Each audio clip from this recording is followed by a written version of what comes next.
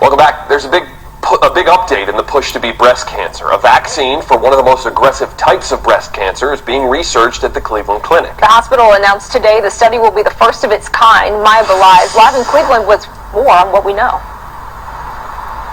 Yeah, this is groundbreaking, as you mentioned, and could ultimately save lives. The goal here is to develop a vaccine that will one day prevent breast cancer before it even starts.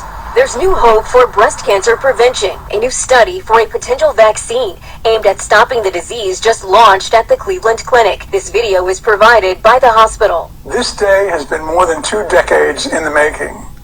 Our previous preclinical studies showed that this vaccine strategy was safe and effective in preventing breast cancer in mice. The research also found that a single vaccination could prevent breast tumors from occurring while also inhibiting the growth of already existing breast tumors. The study is the first for a vaccine aimed at preventing triple-negative breast cancer, the deadliest and most aggressive form.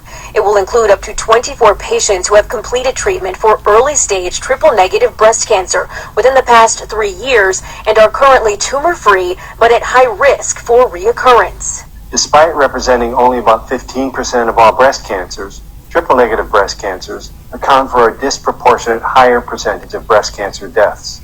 Triple-negative breast cancers are twice as likely to occur in African American women, and approximately 80% of the breast tumors that occur in women with mutations in the BRCA1 gene are triple-negative. Participants will receive 3 vaccinations 2 weeks apart. The study is estimated to be could have positive implications for future cancer research. Our ultimate aim is to develop a 21st century primary vaccination program that prevents diseases that we confront with age, such as breast, ovarian, and endometrial cancers. A shift from treatment to prevention with the goal of saving lives. Now, for now, this trial will only happen right here at the Cleveland Clinic main campus, but if successful, researchers say that it could expand across the country. So really exciting news here, but we're a long ways away from a shot actually being in the arms of everyone to prevent breast cancer. A long way away, and the doctor's saying there in your piece, this could expand to other types of cancer potentially as well down the road. Exactly, and that's huge as well. He talked about ovarian cancer and endometrial cancer, but as of right now, the focus on this specific, very aggressive and deadly form of breast cancer, but very encouraging news here today from the Cleveland Clinic. Absolutely. We all know someone impacted by this disease. Maya, thank you. A federal judge dismissed more lawsuits filed by men claiming Ohio State University failed to stop sexual abuse by University Dr. Richard Strauss. Lawsuits filed by hundreds of victims have now been dismissed because the legal window to file claims had passed. However, the judge acknowledged the university's own investigation shows Strauss abused students over a period of 2 decades, and the university failed to stop him. Attorneys for the original groups of plaintiffs have already filed notices of their intent to appeal. The Fox 8 I-team learned charges will not move forward in a hit-and-run case that left a woman with permanent injuries. It happened back in 2019 on Cleveland's southeast side. A driver nearly killed Ayanna Barkley and kept going. Cleveland police started filing charges against 3 people, but Cuyahoga County prosecutors say they can't go forward without more evidence. I-team reporter Ed Gallick caught up with Ayanna's father by phone. What does this mean for you in seeking justice for your daughter? We must continue this fight in order to get justice for my daughter. And for that reason, I will never give up trying to prove this case.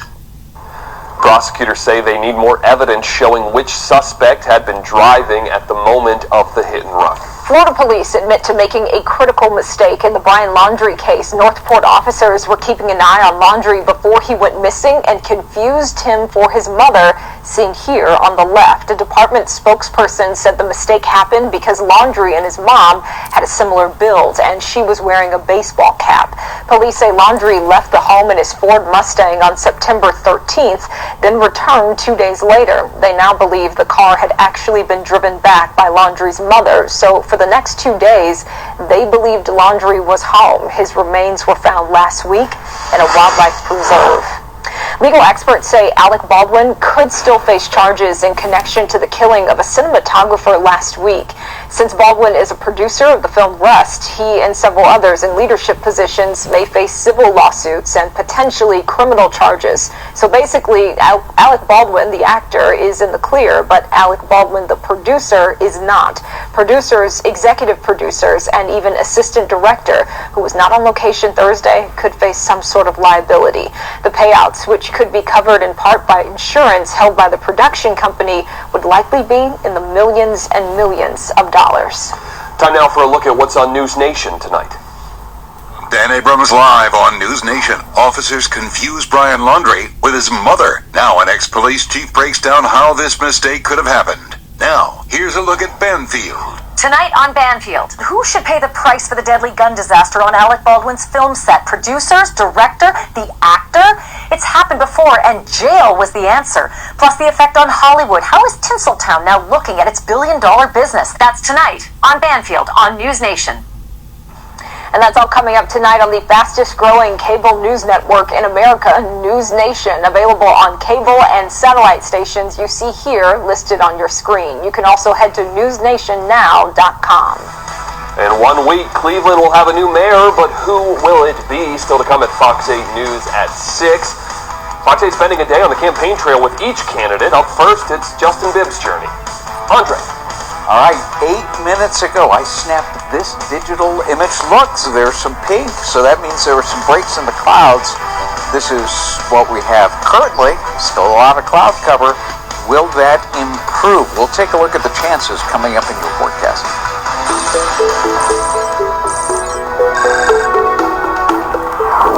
I'm Amanda Berry.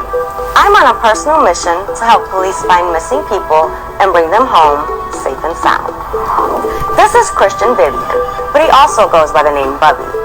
He's 15 and was last seen August 30th in Cleveland. That day, Christian wore Nike slides and shorts. He's a student at New West Tech and stands 5'4". If you know anything, please give Cleveland Police a call. Detective Zola is handling this case. You can reach him at 216-623-2755. Remember, no tip is too small. I'm Amanda Berry, Fox 8 News.